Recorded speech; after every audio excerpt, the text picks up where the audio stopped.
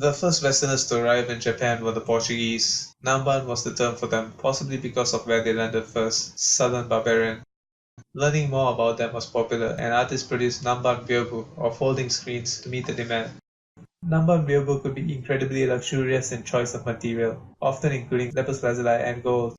Like the tendency after Zen portraiture, the approach is to depict with painstaking detail the clothing and relationships between the richly dressed Portuguese and between them and their Negro slaves. You might even say that manga and anime's penchant for rich, pre-French Revolution type settings, beginning with the classic shoujo manga anime Rose of the Sky, which was known for its attention to historical detail, or the borrowing of especially Victorian or other rich Western fashions in anime settings, harkens back to this attentive fascination with foreigners. After the government kicked out the Portuguese for engaging in missionary work, they were replaced by a Dutch enclave at Dajima, numbering no more than 20 people at a time. The interest in foreigners continued though, and the new term for this study was Rangaku, or Dutch studies. Even though this was Japan's famous period of isolation or sakoku from 1641 to 1853, the Japanese actually learned many aspects of the scientific and technological revolutions of Europe through the Dutch. In terms of art, it was the Rangaku artists who discovered the Western concepts of perspective and chiaroscuro, or using contrasting light and dark areas to model three-dimensional objects. They then made it their own with Japanese styles and subject matter. You can see this in works by Shiba Kokan, including the combination of Zen portraiture technique and ukiyo-e coloring with the use of chiaroscuro in Daruma, and the contrastingly perfect realism by Japanese subject matter and shibui colors of waterfall and willow tree, and the astonishing folding screen work of pine trees in snow by Maruyama Okyo. One particular impact of the Dutch is that among the many technologies they brought to Japan, they brought the latest optical technology as well. There were microscopes, magic lanterns, and telescopes brought into Japan, and the best-selling 1682 novel, The Man Who Spent His Life in Love, features the hero standing on his rooftop and using a telescope to look at women bathing. The introduction of the magic lantern was a turning point for Japanese visual culture as well. Beginning in the Edo period, Japan became an intensely visual culture. For the majority of the population, even when they read something, it was as a caption in the context of a picture. This visual paperback culture never quite ended, and even today, the amount of people who will read a manga anywhere not actively rude is amazing. But the culture of popular animation, which in a sense began with the puppets of Bunraku and refined itself in the human-performed kata of kabuki, turned now to animation. Before what is called Edo anime could begin, the heavy and clunky European magic lantern had to be completely remade. The Japanese magic lantern utsushi-e was made of lightweight wood and was light and cool enough to be moved around by the utsushi-e master during a performance. Also, the open design of the equipment meant that the master could directly move the slide and do rapid-fire switches of slides or other tricks involving thread, black cloth, or sliding glasses.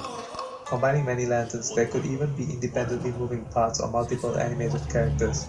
Some custom slides even had special moving parts. During the Edo period, the utsushi-e was often a dark room at the major street bazaars. You entered this dark space with the only light coming from the characters and often music that complemented the story, and you watched samurai stories, ghost stories, or even pornographic stories. The style of speech was often played for comedy, but could be completely modern, another update from traditions like No, Kabuki, and Rakugo storytelling, which tended to retain Muromachi era dialects. If you listen to the speech style, you pretty much hear the same type of character in some anime. The utsushi was inherently convenient to produce, and after its heyday it in a sense continued to rise in importance, because the government saw it as an easy way to disseminate propaganda and documentary materials to schools, something that is probably still done around the world with microfilm. Up until film appeared, it never quite declined, and then it went swiftly. Around the time utsushi-e went into decline and started touring the Japanese villages, many Japanese men started experiencing repeat unemployment as labor needs became volatile before enduring 2 world wars. They were saved by innovations in a different narrative form, kamishibai, or paper theatre.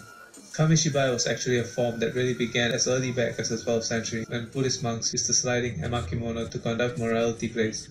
I've mentioned the emakimono before. They usually moved from right to left in time, and like manga, featured sometimes the same characters appearing spatially close by each other at different moments in a chronological narrative.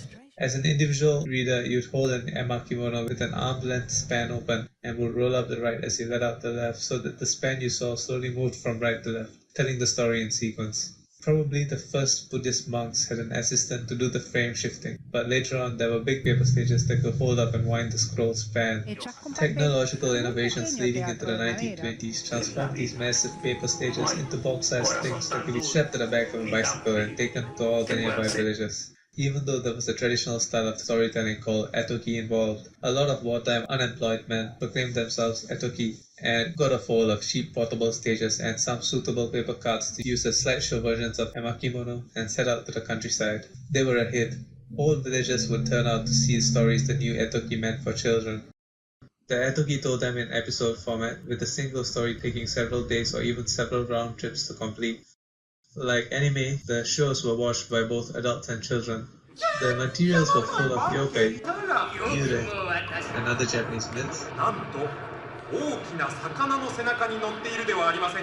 And this mythological education, the episodic structure, together with the historical primer of samurai stories, were how Japan prepared to enter the age where it watched anime.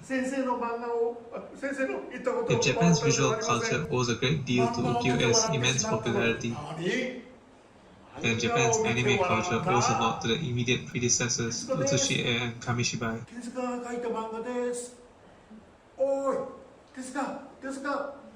お前が描いた漫画、先生に見つかってしまったぞ。誰もが先生に叱られたくありません。みんな、手塚が描いたんです。